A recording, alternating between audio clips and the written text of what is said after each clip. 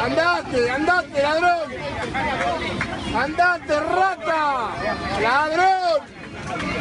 ¡Basura! ¡Lo tenemos que bajar, hermano! ¡Muerto de hambre! ¡Basura! ¡Basura!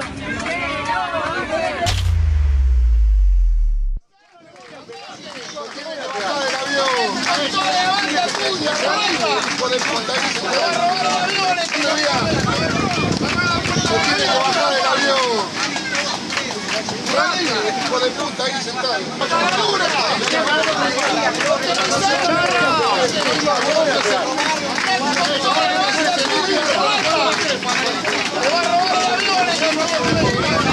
¡Chorro, sinvergüenza!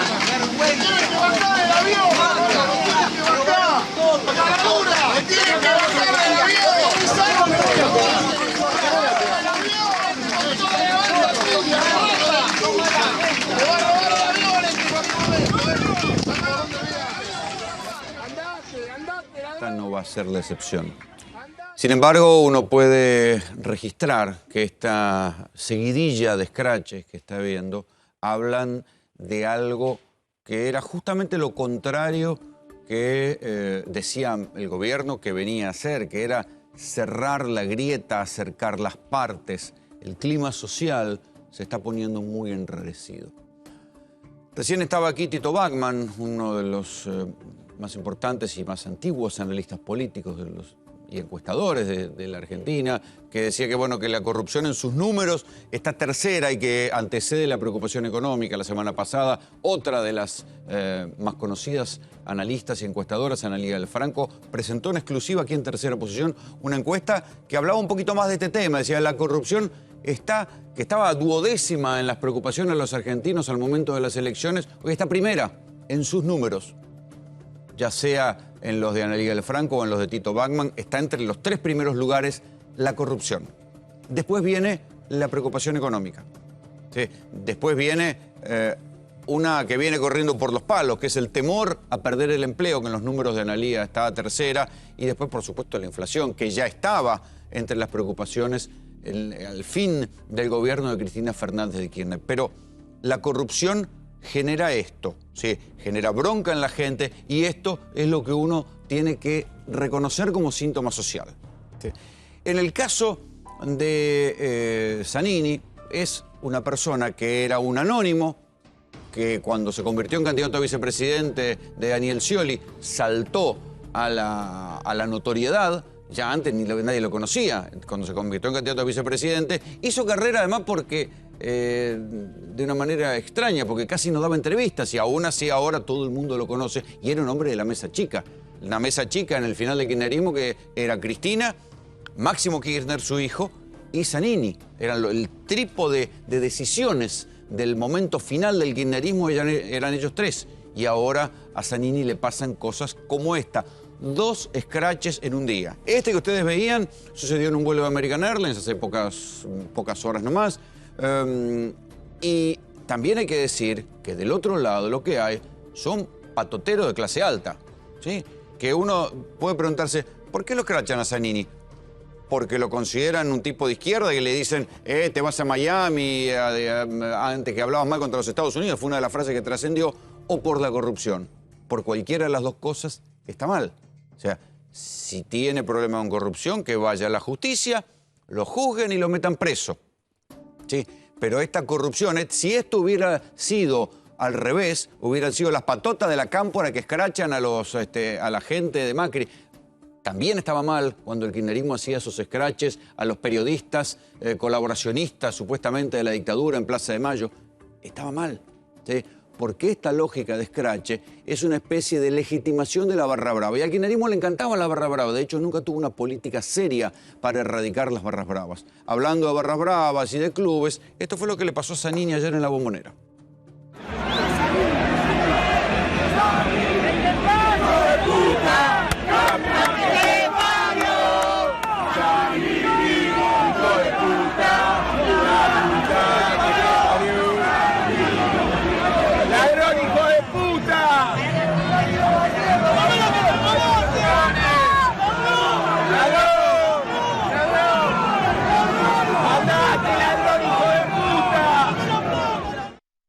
creo que en esto hay que tener una postura equidistante y no hay escrache bueno.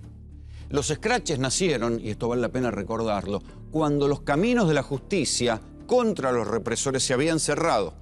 Cuando un torturador de picana en mano podía vivir tranquilamente al lado de una señora buena ciudadana, ¿sí? La justicia había cerrado los caminos de la condena a los represores, que después se reabrieron con los juicios de la verdad, y entonces las agrupaciones de hijos desaparecidos iban a denunciar que ahí vivía un tipo que la justicia argentina no quería perseguir. Así nacieron los escraches, y en aquel momento tenían una legitimidad social que hoy se fueron desvirtuando, porque nadie, menos ahora, nadie puede decir que a un tipo no lo vaya a perseguir la justicia si robó la guita, y después vamos a ir a lo que está pasando con los dos principales casos de corrupción que hoy copan la agenda noticiosa, que son obviamente la ruta del dinero acá, que tiene a Lázaro Báez preso, y la ruta del dinero de Jujuy, que trajo a la palestra a Máximo Kirchner, y las denuncias de una arrepentida del entorno de Milagro Sala, diciendo que había bolsos que llegaban incluso hasta la Quinta de Olivos. Después vamos a ir a esos temas. Pero quiero decir, los escraches, cuando no tienen una lógica de que la justicia no funciona, pasan a ser aprietes, pasan a ser barras bravas, ¿sí? La misma lógica con la cual una barra brava va y le pinta la casa a un director técnico, un jugador que juega mal, todo eso, es la misma lógica con la cual se escracha a un tipo por la calle, ¿sí?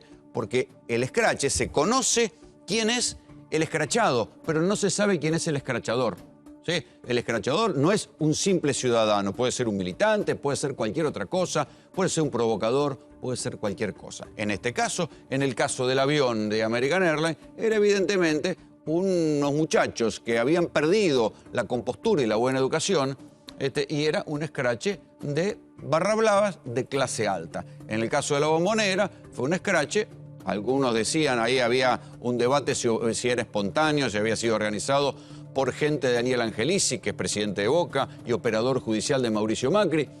No importa, fue un escrache que le tocó a Zanini en la cancha de Boca. ¿Por qué? Porque está en un momento de auge, y esto tampoco hay que negarlo, la cuestión de la corrupción que se está investigando del gobierno pasado. Entonces, es evidente que algo de esta crispación se traduce en este tipo de escraches. No es el único. Recuerden cuando Guillermo Moreno, que dicho sea de paso no tiene causas judiciales por corrupción, había sido uno de los personajes más demonizados del kirchnerismo. Esto le pasó cuando se había ido a Roma de agregado comercial.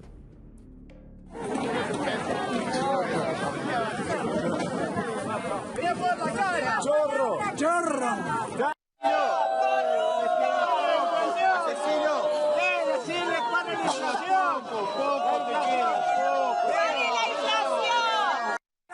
Moreno! ¡Chorro! ¡Basura! ¡Chorro! Bueno, también están mal los escraches que le están haciendo al macrismo. Digo, porque a Mauricio Macri también lo fueron a escrachar. Digo, una cosa son las protestas populares, otra cosa son los escraches. Este le tocó a Moreno. El primero de toda esta saga de escraches, ¿cómo se quiere decirlo? Supuestamente espontáneo, pero con mucho de bronca de clase, le tocó a Axel Kicillof en Buquebús.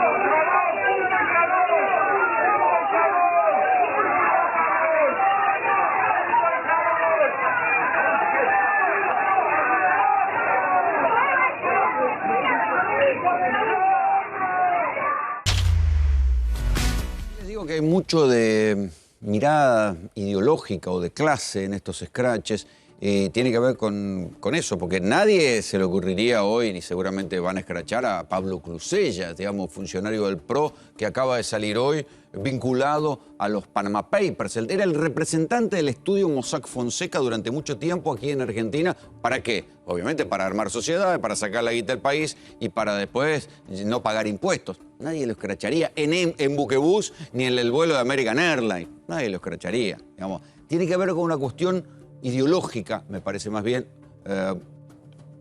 exagerada o aumentada por la corrupción y por la denuncia de corrupción que están circulando en todos lados en este momento, sobre todo en las dos rutas del dinero que se están analizando. Entonces, me parece que lo que corresponde en este momento es bajar un poco la tensión, no abonar mitos, ir a los datos duros, que no siempre los datos duros tienen todos los colores que necesita cierto sensacionalismo periodístico para enriquecer las historias y nutrirse de mitos urbanos, ir a los expedientes, ver que está aprobado y ir calmando las cosas.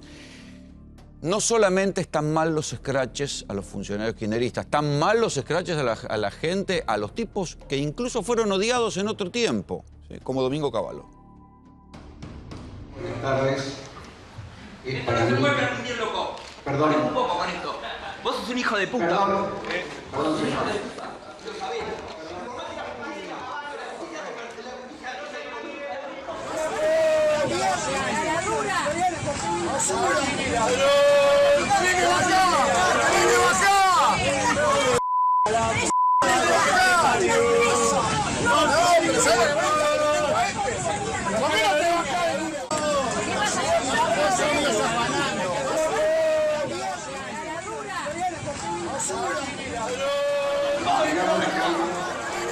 ¡Hijo de concha de la lora! Te con toda una manga de cipayo.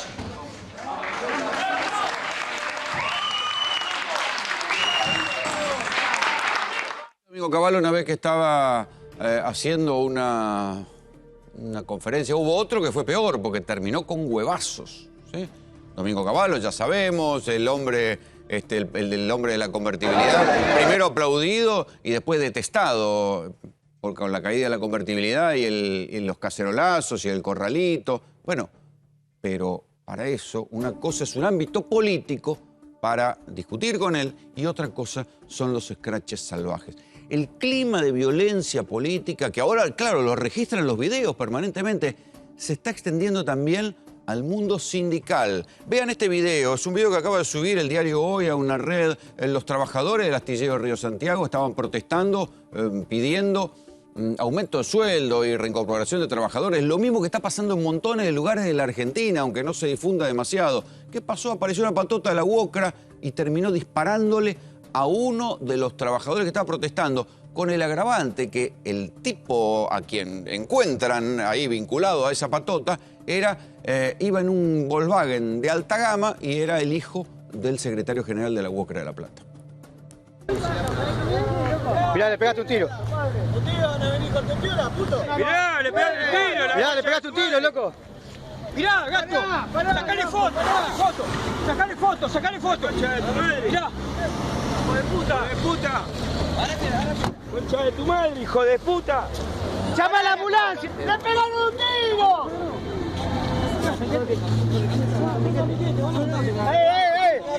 Llama al auto ahí, llama al auto.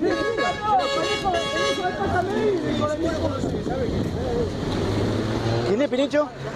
El hijo de Pata Medina. ¡El hijo de Pata Medina! ¡Llama a la policía!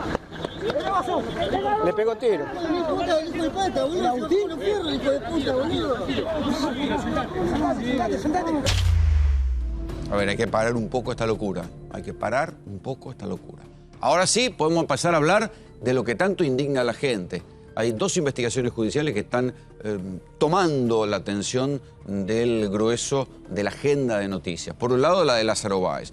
Hoy hubo mucha versión sobre las bóvedas, por qué no allanaban, iban a buscar las bóvedas, hasta que en un momento dado salió el propio fiscal de la causa, el fiscal Guillermo Marijuán, y dijo, la verdad, no creo que las bóvedas existan. Dijo palabra más, palabra menos, porque las famosas bóvedas que primero estaban en la chacra de Lázaro Báez, ahora Fariña dice que están ubicadas en otros 2 lugares e incluso andan circulando por ahí unas fotos que parece que Fariña aportó de estas bóvedas que están en 2 estancias, no en la chacra de Lázaro Báez, que en algún momento Lázaro Báez abrió para mostrar que había una bodega. Bueno, esas bóvedas están ubicadas en otros lugares.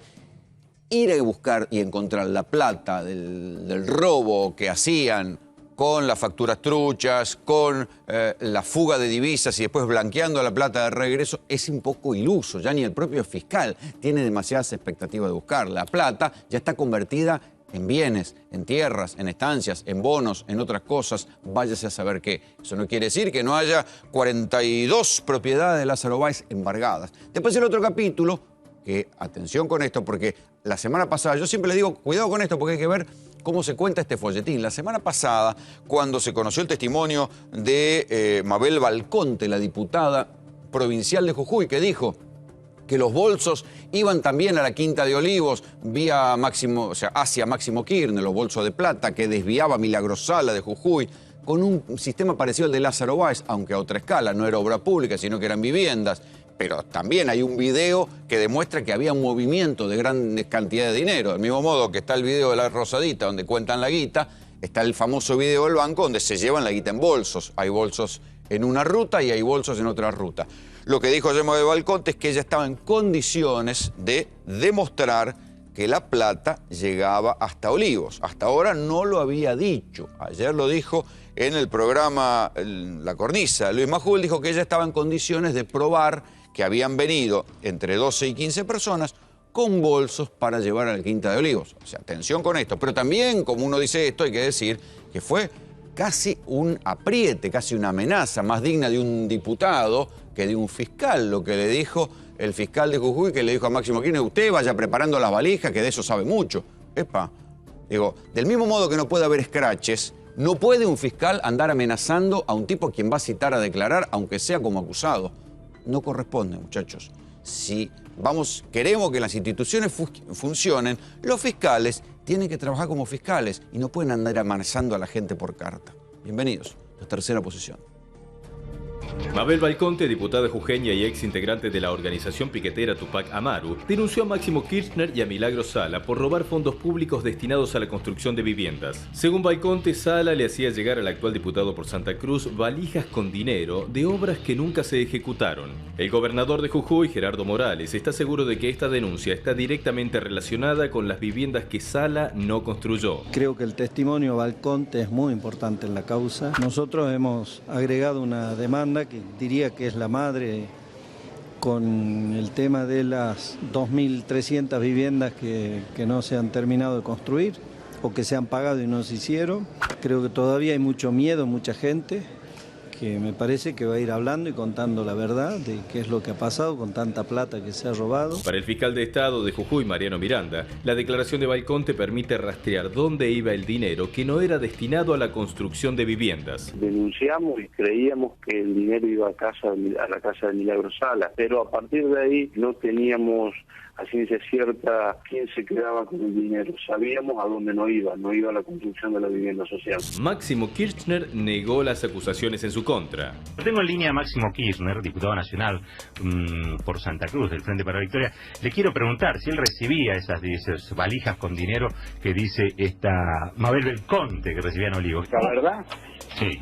No, esto es producto también de lo que se viene viviendo en el país, donde es necesario este tipo de construcciones mediáticas, porque si tienen que mostrar la realidad, la verdad que no solo el gobierno está atravesando, digamos, quizás el gobierno está atravesando un buen momento, la gente es la que no está atravesando un buen momento. Máximo hace hincapié en que la gente no está atravesando un buen momento, pero él tampoco la está pasando muy bien. Cuando le preguntan por las denuncias de lavado de dinero de Lázaro Báez, el socio de su mamá, Máximo no explica, no habla del tema y ni siquiera menciona a Lázaro. ¿Qué te pasa a vos cuando te sentás frente a la pantalla y ves qué pasa Lázaro Báez, qué pasa todo el tema de la acusación judicial? Yo me acuerdo que en el 95, por ejemplo, el frepaso santacruceño, como no podía juntar los votos, había expandido por todos lados que Néstor tenía cáncer. Creo que también tiene que ver con que hay una clase política que sin la tele no consiguen votos, porque no caminan porque no militan, porque no convencen y porque las ideas que tienen asustan. ¿Le está llegando el turno a Máximo de dar explicaciones en tribunales? Lo bueno de tener a Eduardo Zanini aquí en piso es que puede hablar, porque tiene 2 libros, uno de cada uno, de los 2 protagonistas de las noticias de hoy. Sí, Máximo Kirchner por un lado y Carlos Zanini, el candidato a vicepresidente. Eduardo Zanini es autor de Máximo, la historia jamás contada, y de Zanini, el creador justamente. Así que vamos a empezar por Máximo. Gracias, Rolando, por invitarme. No, al contrario. ¿Te llama la atención lo que se difundió de Milagro Sala, de estos supuestos bolsos que bajarían de Milagro Sala hacia Máximo? Me llamó la atención, ayer estaba mirando el clásico, Zanini, hijo de puta, y digo, no. No era para vos, no era para vos. Porque las 2 Ns no suenan ahí, mi apellido es con una sola.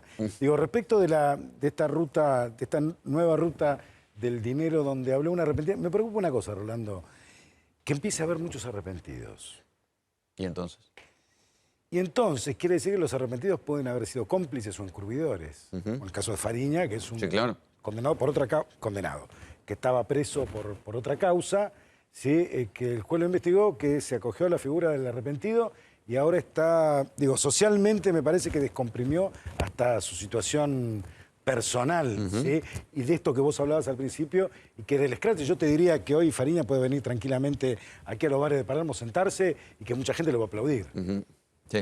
¿Y qué pensás de lo que se conoció que viene de Jujuy? ¿Lo habías escuchado? ¿Había algo que te había llegado cuando trabajaste en el libro sobre Máximo?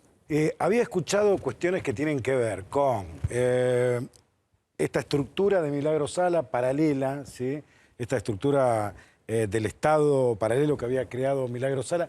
Es importante también ver qué opina. Todavía no habló el exgobernador Eduardo Fellner. Sería importante para nosotros, para nuestra tarea periodística, que hable el gobernador Eduardo Fellner, porque tiene que saber de estas cuestiones de la plata que le llegaba a Milagro Sala en Jujuy, de estas cuestiones de los retornos y de esto que denuncia la diputada. Sí. Quiero interrumpirte un poco porque tengo en línea a Carlos Perro Santillán, es dirigente de los municipales de Jujuy. Perro, Graña te habla, ¿cómo te va? ¿Cómo le va, Graña? Un gusto saludarlo, ¿no? Bien.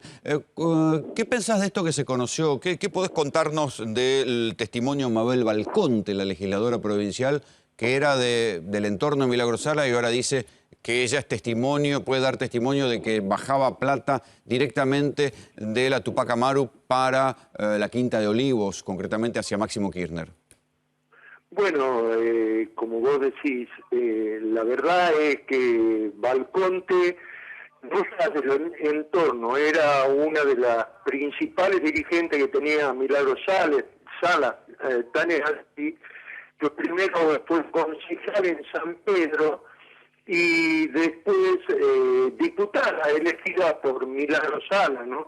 Entonces, dentro de la estructura mafiosa de Milagro Sala, no se puede decir que Mabel Balconte era una cualquiera o de más o menos del entorno. O sea, no era una perejil, me querés decir. Así como estaba Emilio Cayo y estaba Bejarano. La verdad es que todos esos también tienen que pagar, porque han sido parte y han sido responsables de todo lo que ha vivido Jujuy. La situación hoy en Jujuy es que la gente no solamente quieren que vayan presos todos los que han robado a la provincia, sino que devuelvan la plata. Pero a ver, pero ahí te interrumpo y te pregunto un poco para poner en contexto, ¿no? Porque en el caso de Lázaro Báez hay un informe oficial del Estado que dice que la mitad de las rutas que tenía que terminar no las terminaron. En el caso de la Tupac Amaru, nosotros vimos las casas, vimos las escuelas, y sin embargo, bueno, falta guita. Yo creo que en semejante masa de guita puede haber una parte que se sustrajo, pero ¿cuál es el porcentaje de obras no terminadas que podrían haber circulado como retorno? No conozco, la verdad, cuántas serán las casas que nos hicieron, pero sí conozco las pasarelas que hicieron y las venden como si fueran casas de primera o como si hubiesen sido barrios, como le llamaban ellos, country, le llamaban a los barrios que hacían. La verdad que no conozco cuántas faltarán, pero sí lo que conozco es que se enriquecieron no solamente los del entorno de Milagro Sala y Milagro Sala, sino funcionarios, algunos que también tienen que pagar, como Cosentini, presidente del Instituto de Vivienda, que también se enriqueció.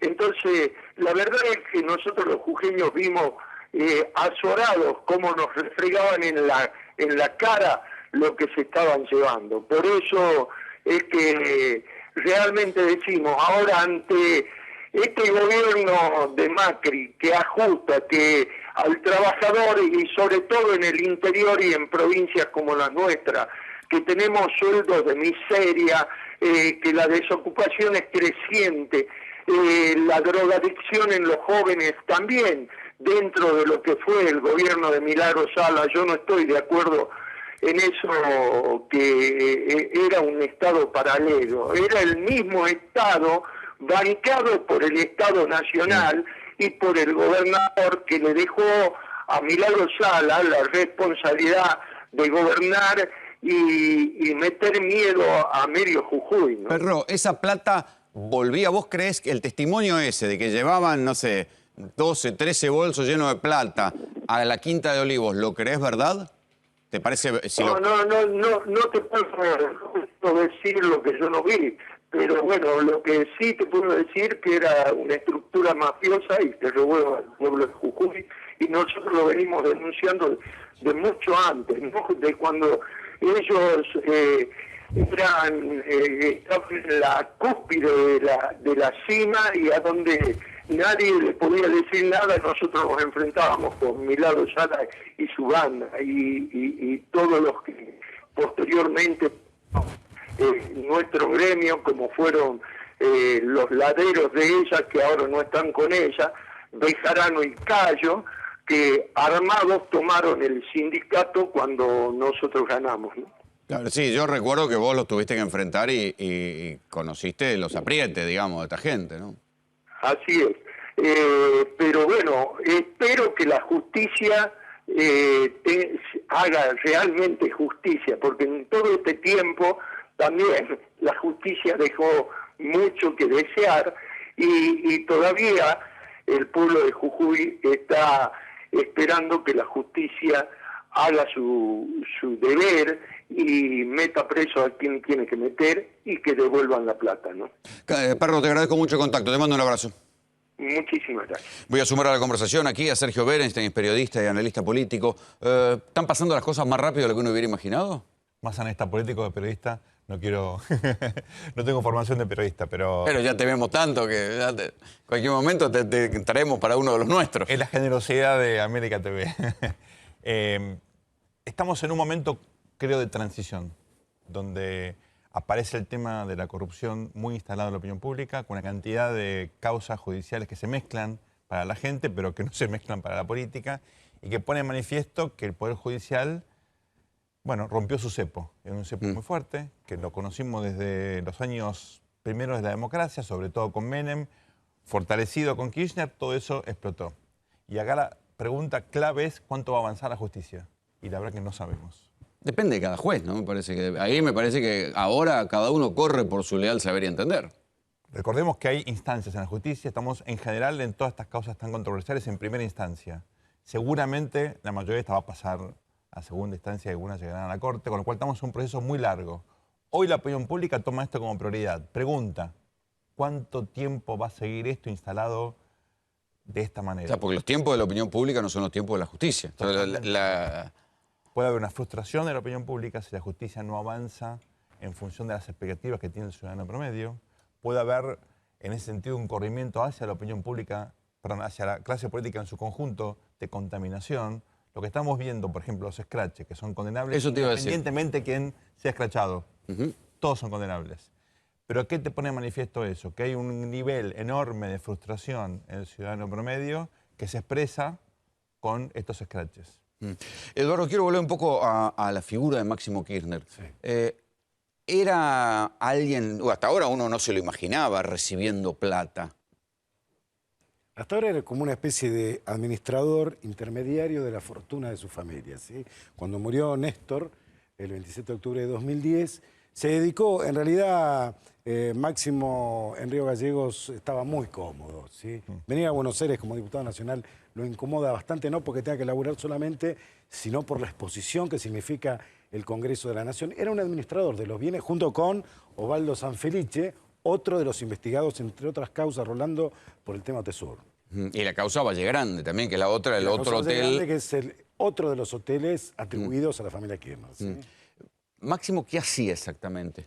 Máximo, además de política y dirigir la cámpora. Se levantaba todos los días, tipo 9 de la mañana en Río Gallegos, agarraba su camioneta, se iba a la inmobiliaria, usaba la inmobiliaria aparte de contar la plata de la renta de las propiedades de su familia como una especie de oficina política donde recibía a los dirigentes. Así armó su candidatura a diputado nacional, así armó otras candidaturas de otros amigos que venían a Buenos Aires o directamente gestionaba. Esto en el lenguaje periodístico es operaba todo el día. Bueno, hasta ahí nada ilícito. Hasta ahí nada ilícito, ¿sí? ¿Y su relación con Lázaro Báez? Su relación con Lázaro ¿Era el Báez, intermediario entre Cristina y Lázaro, muerto Néstor? Pensá una cosa, Martín Báez, uno de los hijos de Lázaro Báez, tiene ese contemporáneo casi de Máximo Kirchner, eran amigos de... ¿Cómo se dice? Bueno, o sea, Martín Báez, para la gente, porque ya si nos perdimos, el que aparece contando la plata, en la Rosadita, ¿no? Martín Báez tiene casi la misma edad, generacionalmente son parecidos, salían de gira juntos en Río Gallegos en algún momento con el hijo de Julio. O sea, que eran amigos. No te diría amigos íntimos, amigotes. pero eran amigotes, ¿sí? De banda, de pandilla, por decirlo de alguna forma. Máximo se dedicaba a esto hasta que su madre le dijo los fueros como diputado nacional. Porque le preocupaba a Cristina Fernández, Rolando, fundamentalmente qué iba a pasar con la causa Otesur. No te olvides que ya el año pasado, en febrero, Bonadío mandó los allanamientos a Río Gallegos. Esto es lo que ha pasado, ¿no? Que han vuelto a la instancia con la investigación judicial, han quedado en la mira, por lo menos en la mira de análisis o en la mira de discusión, los hijos del poder.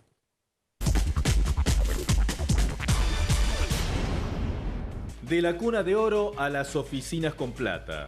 Los hijos del poder crecen entre caprichos y juegos, así como los de cualquier vecino, pero con el correr de los años acompañan el crecimiento con ostentación.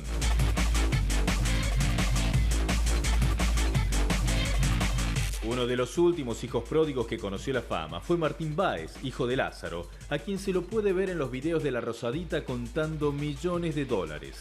Es director de la empresa Austral Construcciones y figura como socio de su padre en varias firmas.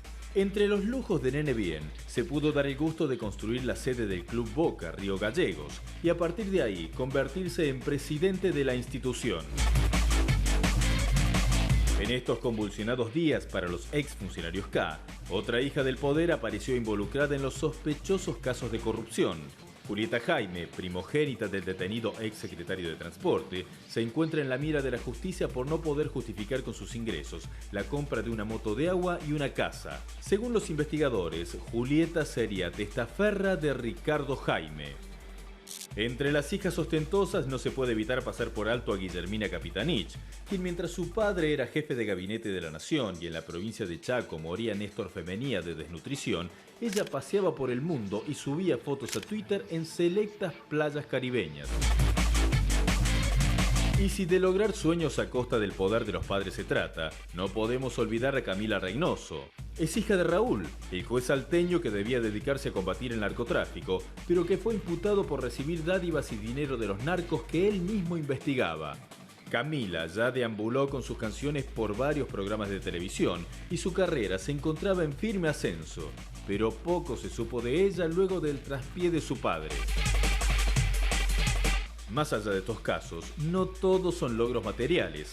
La aportación de apellido a veces te genera oportunidades que otros no tienen. Tal es el caso de Delfina Rossi, la joven hija de Agustín, que llegó al directorio del Banco Nación a pesar de no contar con un recorrido institucional que la acreditara para el cargo.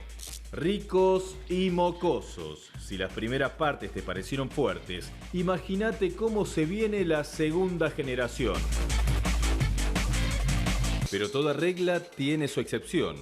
Este es el caso de Máximo Kirchner, hijo de los dos políticos más poderosos de los últimos 12 años, Néstor y Cristina. Máximo fue denunciado por tener 2 cuentas en el exterior junto con la ex ministra Nilda Garré, una con 61 millones de dólares en Estados Unidos y otra con 19 millones en las Islas Caimán. La acusación nunca pudo comprobarse.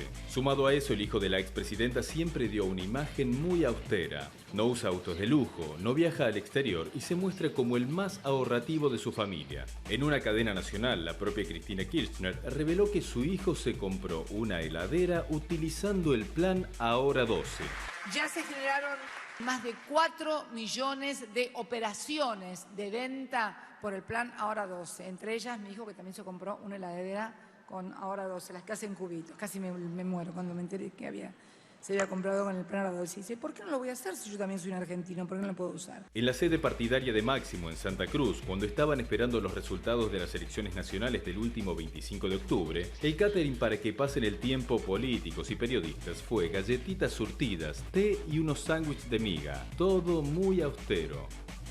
Máximo, a diferencia del resto de los hijos del poder, es un millonario, pero se muestra como un trabajador más.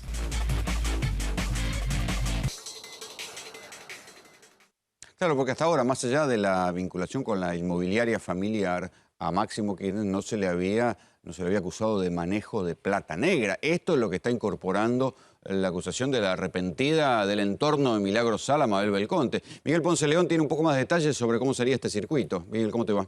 ¿Cómo estás? El circuito, según Mabel Belconte, es así. Primero parte de el exministro de Planificación, Julio De Vido. Casi todas las irregularidades que se investigan del kirchnerismo parten de Julio De Vido.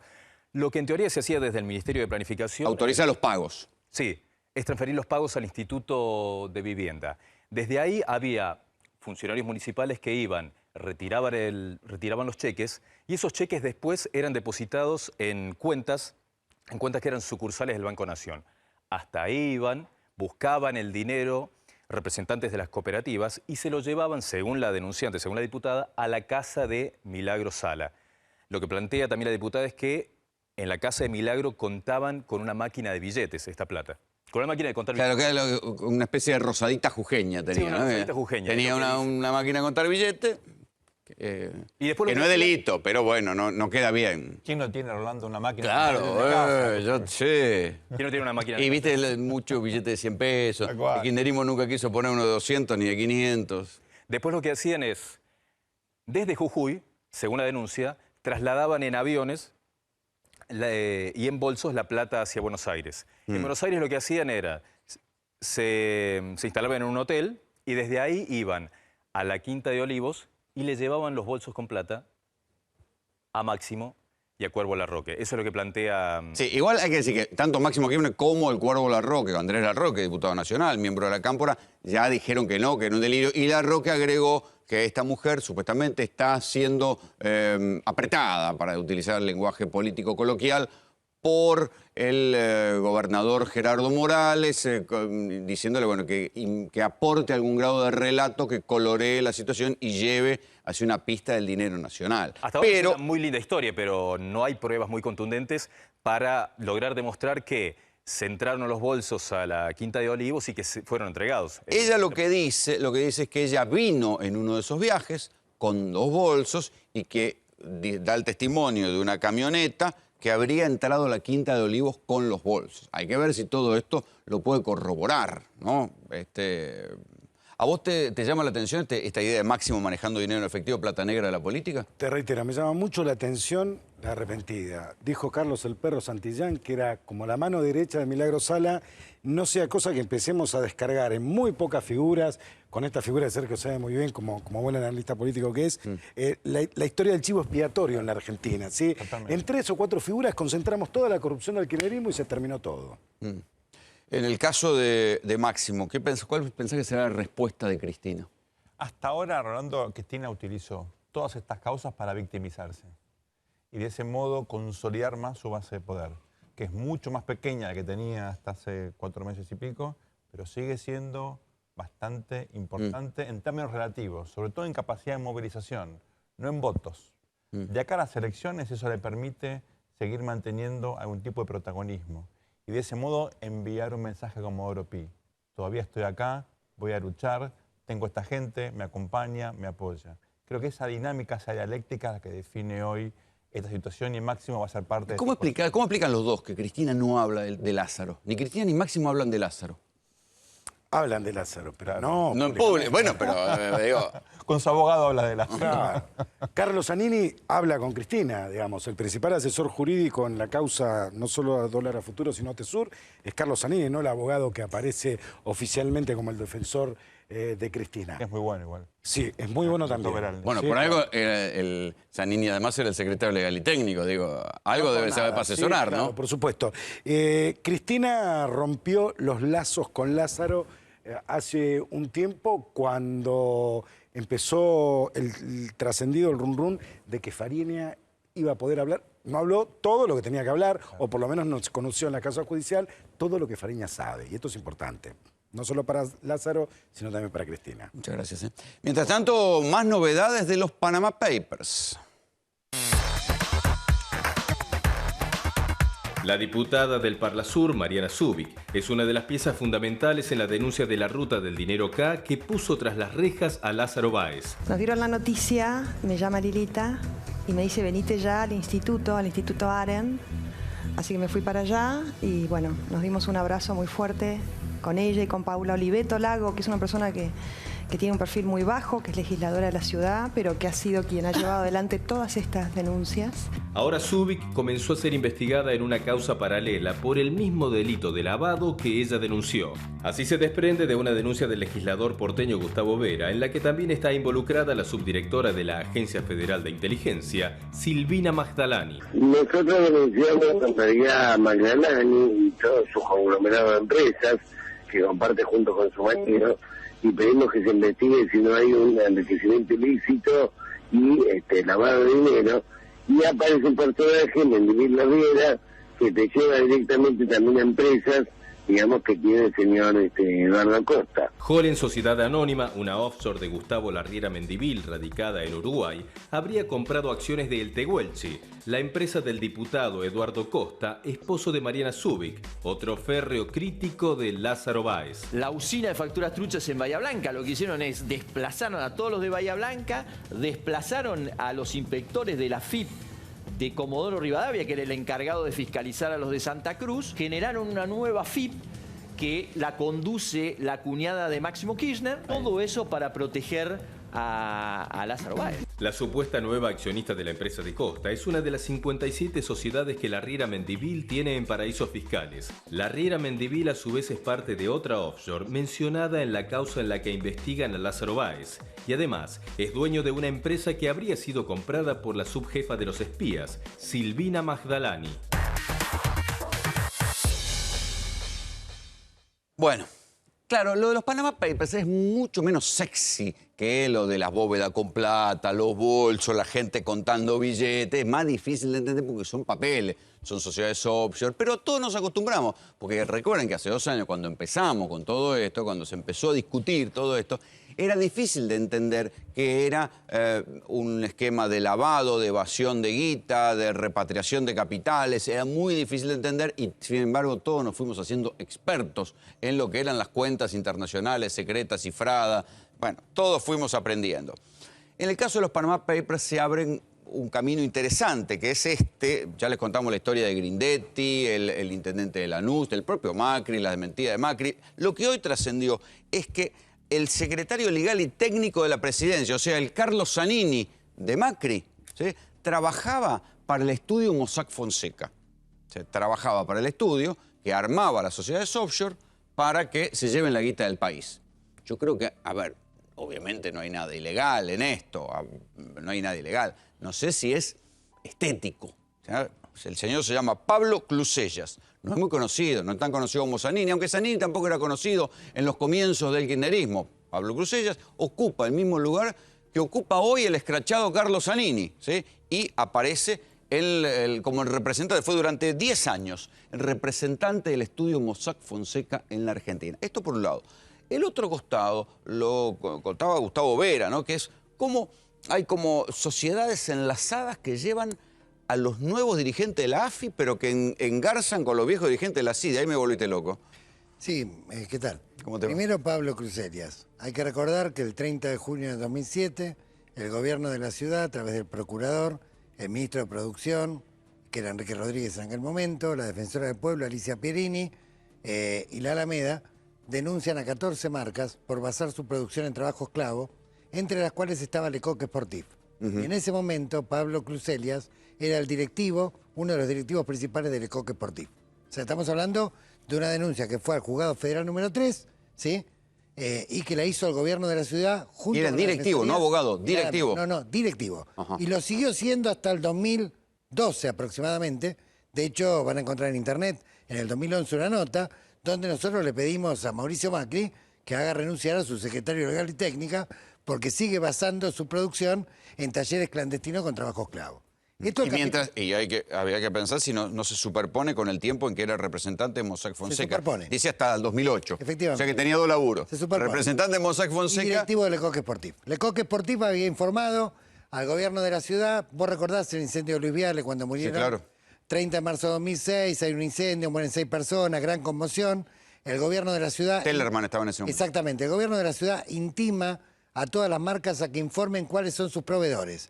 14 marcas muy importantes, todo de primer nivel, informan que su único proveedor en Capital es una fábrica que se llamaba Delos, que estaba en Cobo 1281, y con tanta mala suerte que Delos, nosotros conocíamos, teníamos un trabajo gremial ahí, era una fábrica de 50 costureros. ¿Cómo? O sea que todos solamente tenían ese. 50 costureros no podían hacer toda la producción de Topper, de Arena, de Adidas, de Lecoq Sportif, de 47 Street. Bueno, entonces fuimos con la Subsecretaría de Trabajo en aquel momento a seguir las camionetas y encontramos los talleres, la Subsecretaría de Trabajo inspecciona, incluso hay uno que pertenecía al Lecoq Sportif, o por lo menos cosía, que estaba en Cera Rayán 1855. Había 16 costureros, todos indocumentados, trabajando más de 12 horas reducidos a la servidumbre. Gustavo, ¿cómo llega tu denuncia a la número 2 de la AFI? La denuncia llega por una razón muy sencilla. A ver, cuando nosotros somos denunciantes en la causa de enriquecimiento ilícito de Estiuso, y de Alejandro Patricio, etcétera, etcétera, y por lo tanto después encontramos las empresas de Galea, también lo denunciamos, Galea, Richarte y diversas asociaciones, y por lo tanto, como todos los muchachos se cruzan con todo, ya basta buscar en Google y buscar, digamos, en datos elementales de Internet para darse cuenta que Silvia Magdalani tiene un patrimonio que no puede explicar desde la función pública. En donde y es la 2 de la ex-CIDE, de la AFI. Es la 2 de la CIDE. Y tiene una historia compleja, ¿no? Porque, a ver, por un lado... Pero no era diputada. Era diputada, pero también dueña de Paraná Seguros, esta empresa aseguradora que tuvo varios juicios por hacer quebrar fraudulentamente otras empresas aseguradoras. Aparte, esta Paraná Seguros crea después American Jet. American Jet está dirigida por un señor que se llama Alejandro Stojadinovic. No muy conocido, pero cualquiera que googlea puede encontrar que este Alejandro Stojadinovic fue el que facilitó los aviones a los Juliá en el tráfico de cocaína a Barcelona. ¿Estamos? Bien, sigamos. Silvia Magdalani también es dueña de CFC Holding, Sociedad Anónima, que es una financiera que se unifica con CFC Group, que es de Gustavo Mendívil Larriera. Y ahí sí, entra Gustavo Mendívil Larriera. ¿Y este personaje quién es? Un lavador serial que tiene 54 empresas en Panamá, tiene una en Inglaterra, una en Nueva Zelanda, una en Estados Unidos y una en Uruguay. La que tiene en Uruguay le compró un paquete de acciones importante por $2 millones a Tehuelche Sociedad Anónima, y ahí entra el señor Eduardo Costa, actual diputado. Sí, el marido de Mariana Zubik. Y fue el candidato a gobernador en Por Santa otra Cruz. parte, hay otra línea de investigación en el enriquecimiento ilícito, que es lo que nosotros estamos planteando, el lavado de dinero de esta funcionaria que O sea, de Magdalani. O sea, que sería una causa, ustedes lo que están pidiendo es que se le investigue, y el fiscal les dio lugar a la investigación contra Magdalani por enriquecimiento ilícito. Delgado hizo una investigación preliminar. La investigación preliminar con los informes y aportes de la Inspección General de Justicia, la FIP, etcétera, no solamente dio positivo, sino que además se incrementó la cantidad de empresas y de presuntos, digamos, tipos a investigar, digamos, por lavado y enriquecimiento ilícito. Y hay otro personaje que es el marido de Silvia Magdalani, que hay que recordar que estuvo preso, sí, por fraude, y que a fines ¿El marido de la 2 de la AFI estuvo preso por fraude? Sí, Jorge Olivero se llama, estuvo preso, fue indultado en los finales del gobierno de Menem, y tiene varias empresas, entre las cuales hay una muy polémica, ¿sí?, que se llama Cerro Atajo, que está en Algalá, donde incluso hubo una causa por usurpación de terrenos al ejército, ¿sí? Y que después se une con Minera Cerro Atajo, que también es de Mendívil-Larriera. Y hay O sea, un conexiones negocio- con el kirchnerismo del Archer también, un pingüino del sur. Sí, por supuesto, a ver, ese... Esto es lo extraño. Vos decime por supuesto, pero sí como la 2 de la CIDE tenía conexión con el Y como el patrimonial con el ex como el de la director CIDE. de finanzas Galea estaba en el CEO del Grupo 23 y lavaba junto a Garfunkel, según la denuncia que nosotros presentamos, que en este momento tiene juez Rodríguez y que está siendo fiscal de Stornelli. ¿Sí? A ver, lo que te quiero decir es que los gobiernos pasan, pero los Galea, los Richarte, los Fernández, siempre están. Y Estiuso siempre está. O sea, estos muchachos que son, de alguna manera, los extorsionadores seriales del Poder Judicial, del Poder Político, al servicio de los gobiernos de turno, simultáneamente hacen sus propios negocios y obviamente se enriquecen. Por eso, digamos, nosotros desde que con la causa Estiuso aprendimos que cualquier persona que nombre en la AFI, lo primero que hay que ver es su patrimonio. Pero a Estiuso nadie lo investigó, Elemental. volvió y volvió poderoso. Estiuso- Nadie avanzó contra Estiuso, nada. La causa había avanzado muchísimo y el 22 de diciembre se la arrancan a Casanelo, ¿sí? Pasa Bonadío los primeros días de febrero, se la sacan a las 48 horas, pasa Canicova Corral y cuando se dispone a investigar, se la sacan y ahora cayó, acaba de caer en lo de Martínez. ¿Y cómo se la sacan? Se la sacan Se por la qué? sacan Fara y Ballesteros, que son evidentemente, están haciendo una especie de forum shopping escandaloso, buscando que la causa caiga en Rodríguez, que es el padrino, para los que no lo saben, de la hija de Javier Fernández, íntimo amigo del señor Estiuso. Evidentemente están haciendo un forum shopping hasta que le caiga el juzgado que le conviene para que lo dejen sobreseído o hagan fulbito con esa causa, donde hay 65 empresas, ninguna pantalla de la CIDE, con la cual se enriquecieron estos tipos, robando de los fondos reservados y pactando con la mafia del crimen organizado, a través de la aduana, puertos y aeropuertos. Y el señor Galea, actual director de finanzas de la AFI, ¿sí? Siendo director de finanzas en la Es un tipo Estiuso. Es un tipo de Estiuso. Además, el 27 de diciembre del 2001, crea la primera empresa, una de las empresas Investment Corporation, Sociedad Anónima, ¿sí? 27 de diciembre del 2001. Caos Después del social 2001. total en la Argentina, 5 presidentes y el señor se hizo multimillonario, terminó en el CEO Grupo 23, estuvo con Estiuso y con Spolky, actualmente es accionista mayoritario en Sacán y emplea a la mujer de Estiuso y vuelve a ser el director de finanzas de la AFI. Quiero decir, los gobiernos pasan, esta mafia parainstitucional queda. Gracias, Gustavo. Así nos vamos. Esto fue Tercera Posición. Buenas noches.